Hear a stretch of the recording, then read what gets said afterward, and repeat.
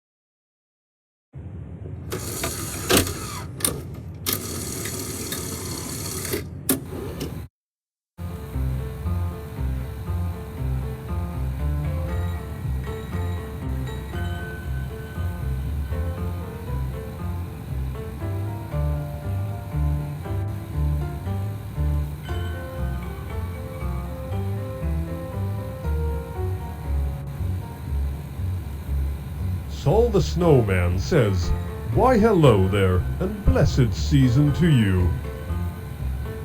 It's almost Christmas, the day we remember the greatest gift. Are you excited? You should be. Or are you worried you didn't do a good job serving the Lord this year?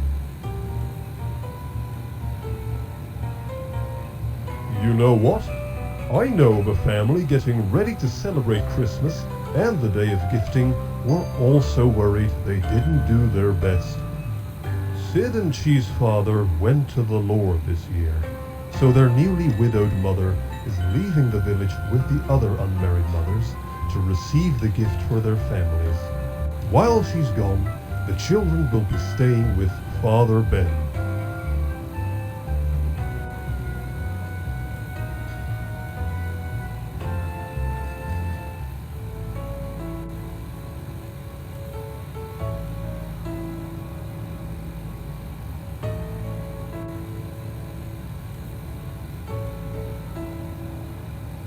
Father Ben says, "I'm so glad you two came to stay with me this year. I am no longer able to give the gift, so Christmas gets pretty lonely. I know it must be hard for you two, spending your first Christmas without your earthen father. I'll bet you both prayed very hard for his recovery."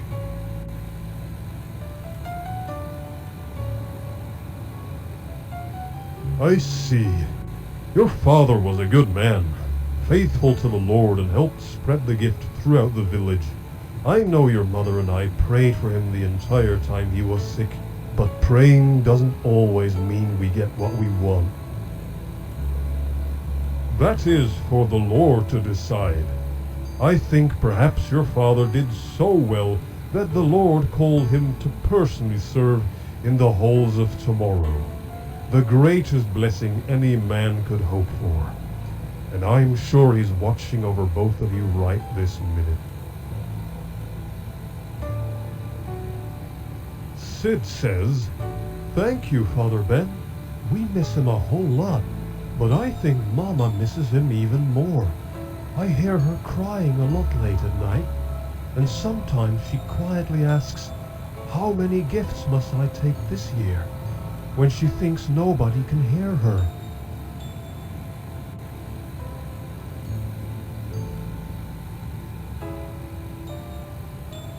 Father Ben says, "I see.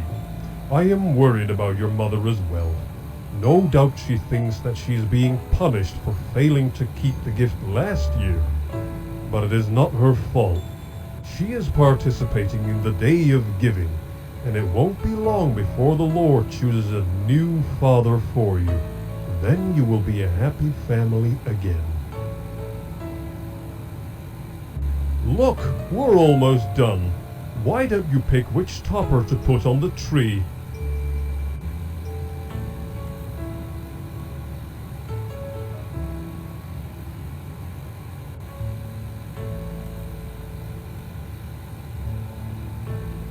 My, now that really is the perfect topper for this year. Thank you for helping to unpack the decorations, Chi, and for your help with decorating, Sid. This is the best looking tree of life I've had in years.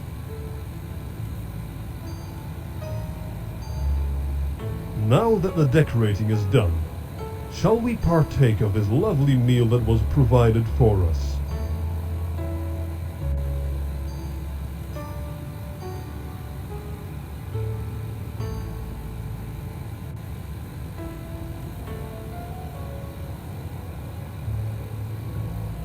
Sol the Snowman says, "Well, I can tell you their dinner was good that night. Roast chicken, bean soup, and garlic bread on the side. I've never tasted them myself, but I've heard many of the elders saying this is the best meal of the year, and the children ate until they couldn't eat any more." Once they had finished eating and the table cleared, Father Ben asked the children to return to the living room. There was something important he wanted to talk about.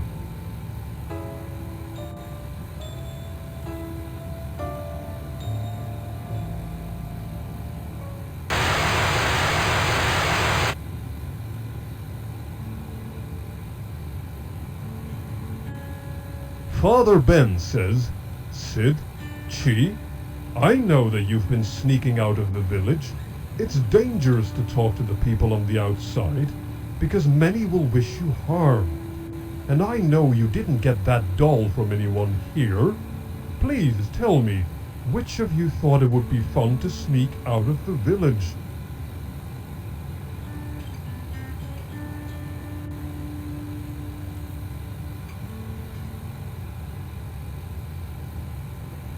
Please tell me, how did you get the doll?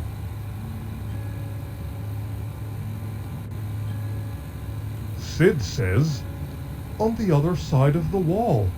We met some children playing. They had really strange clothes on, and they were playing odd games. They saw us, and one of them said we must be very poor. What does that mean?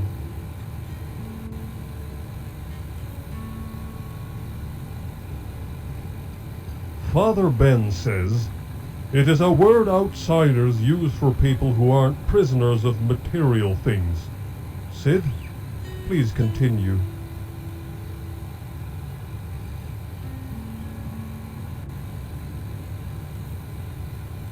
Sid says, so a little girl came up to us and gave Chi her doll and said it was a Christmas present. They asked us where our parents were.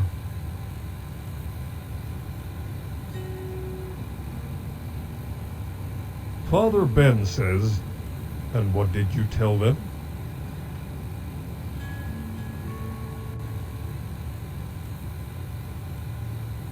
Sid says, we told them that our father had gone to be with the Lord after being very sick.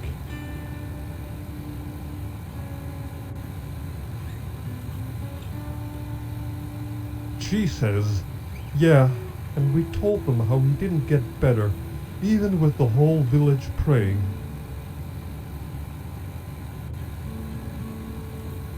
Sid says, one of the boys asked what the doctor said, and we told him that we didn't rely on witch doctors, but the other kids just looked at us all funny when we said that, and some of them didn't want to talk to us anymore.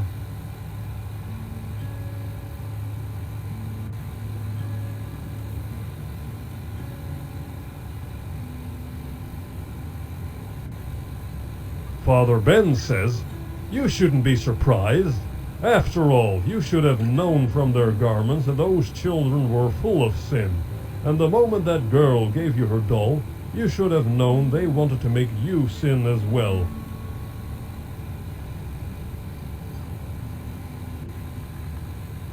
She says, but they seemed so nice.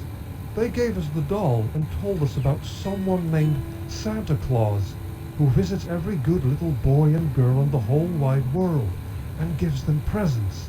I asked if he could bring our father back.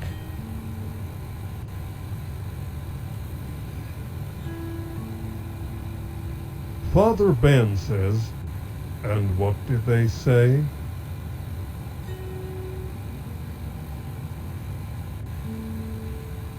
Sid says, they said Santa Claus can perform miracles, but they didn't know if he could bring back our father.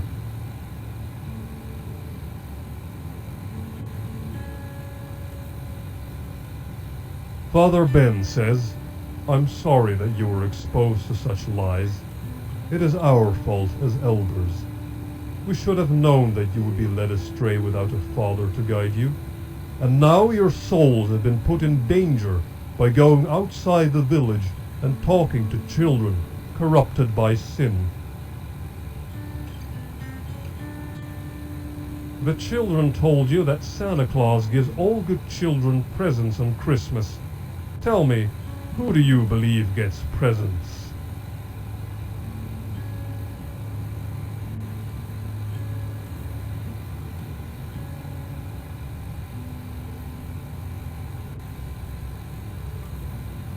Those poor children out there have been told many lies, and their souls are in danger because of it.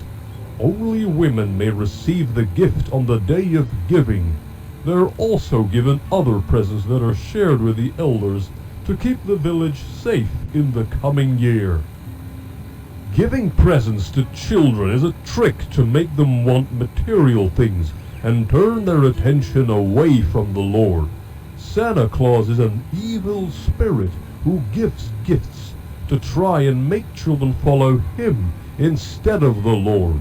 It starts off with one little present, but then the children start wanting more and more. Soon they turn away from the Lord completely and only want to serve Santa Claus so they can keep getting gifts.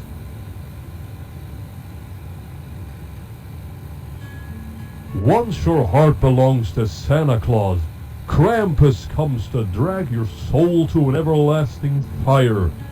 No amount of praying can save you what has been past. Who do you believe in, Santa Claus or the Lord?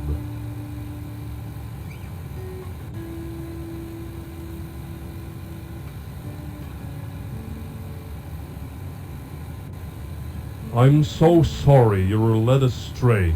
I am sure Krampus is watching us right now. But perhaps there is still a chance before judgment is passed. We must hurry and burn the doll before your souls burn.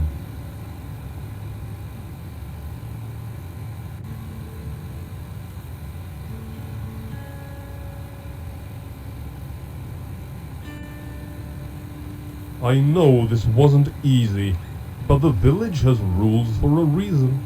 We love you and want only the best for you. Serving the Lord is far more rewarding than embracing material things that soon turn to dust.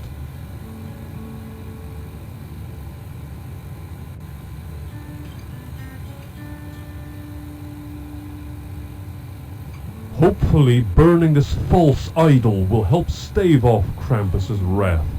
But punishment is still required.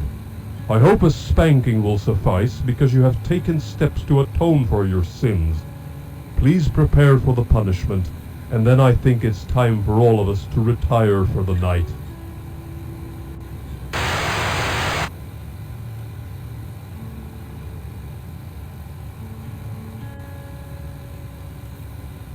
Sol the Snowman says, "As you can imagine, the children did not enjoy their punishment. They went to the guest room, where they said their prayers to the Lord and begged for forgiveness before going to sleep. Meanwhile, Father Ben was saying some prayers of his own. He was concerned by the responses the children gave and feared his punishment was too light. The children managed to fall asleep, thinking about how tomorrow was the day of giving and that their mother would be returning home the following day. They loved Father Ben, of course, but it's never the same to sleep in a bed that isn't your own.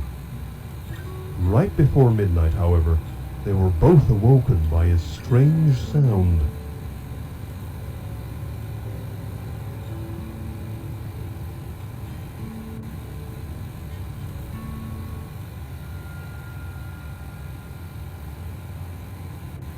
Sid says, "Don't worry, Chi. It was probably just Father Ben. I don't see anything outside."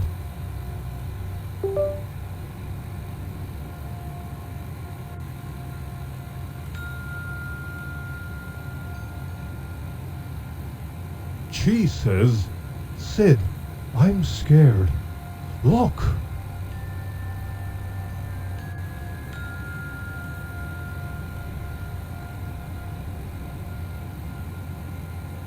Sid says, "That wasn't there before. It looks like one of those presents the outside children told us about."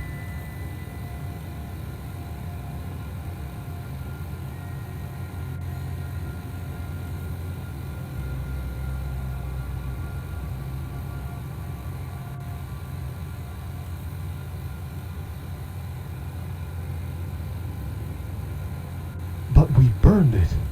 There was nothing left. Why did it come back?